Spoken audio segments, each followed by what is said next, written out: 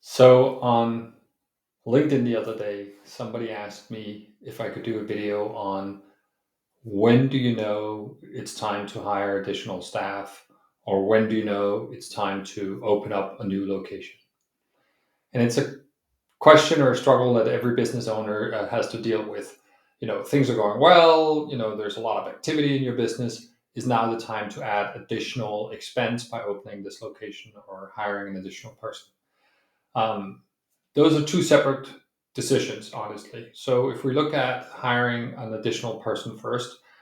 to me, I've always made the choice to hire somebody to help me do all the things that I shouldn't be doing as soon as I possibly could.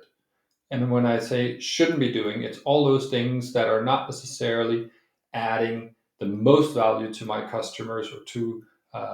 the team that I'm working with. So I've resorted to essentially hiring an assistant as soon as I could afford it, to help me with all the admin that there is in a business, to help me with all the social media stuff that there is in a business, to help me with a lot of personal stuff that I need to get done so that it kind of gets off my plate and gets executed. So as soon as I have been able to afford that, I've done that in my past businesses.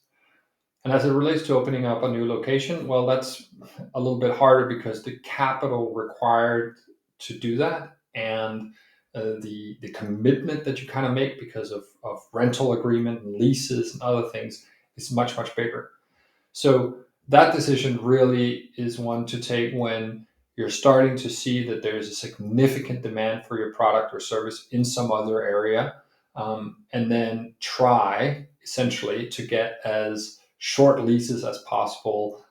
as flexible terms as possible, even if it's a little bit more expensive for you in the beginning, but doing that so that you can get out of it. I think a lot of businesses have suffered and eventually died